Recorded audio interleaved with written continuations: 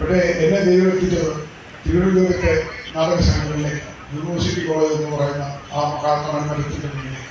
അവിടെ നിന്നാണ് ഞാൻ ഈ സ്ഥലങ്ങളായ സ്ഥലങ്ങളൊക്കെ സഞ്ചരിച്ച് ഈ ദാരിദ്ര്യവും കഷ്ടപ്പാടും വീട്ടുകാരുടെ വീട് കൂട്ടിയിടലും വീടടച്ചിടലും ഒക്കെ കഴിഞ്ഞ് ഞാൻ ഒരു സിനിമാക്കാരനാണ്. എന്തുകൊണ്ടാണ് ഞാൻ സിനിമാക്കാരനായത്?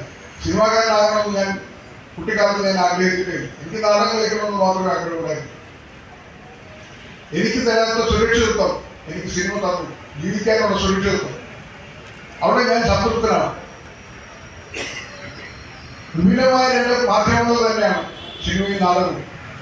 എന്നേക്കാൾ എത്രയോ പ്രഗത്ഭരായ നടന്മാർ നാടകവേദിയിലുണ്ടായിരുന്നു ഞാൻ അഭിനയിക്കുന്ന കാലത്ത് തന്നെ, ഇപ്പോഴും ഉണ്ടെന്ന് വിശ്വസിക്കുന്നതാണ്. പക്ഷെ അവർക്കാർക്കും സിനിമ എന്ന് പറയുന്ന ആ മായിക ലോകത്തെത്താൻ പറ്റി, എനിക്ക് പറ്റി. എന്തുകൊണ്ടെന്നാൽ അതൊരു എന്തോ നിയോഗം പോലെ സംഭവിച്ചതാണ്. അതൊരു തലവരെയാണ്. ഏത് നിമിഷവും സിനിമ ആ മായാവലയത്തിൽ നിന്ന് നിങ്ങൾ പുറത്തു പോകാം.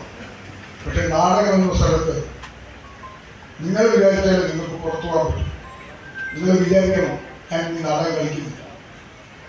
നിങ്ങൾക്ക് സിനിമ ഉപേക്ഷിച്ചാൽ നിങ്ങൾ ചിലപ്പോൾ സിനിമയിൽ നിന്ന് പുറത്താവും. നിങ്ങൾക്ക് ഒറ്റയ്ക്ക് സിനിമ ചെയ്യാൻ വലിയ സാമ്പത്തിക ശേഷിയും അങ്ങനെ ആൾക്കൂട്ടവും ഒക്കെ വേണ്ടി വരും. പക്ഷെ നാടകം ചെയ്യാൻ ആൾക്കൂട്ടം പോലും വേണം.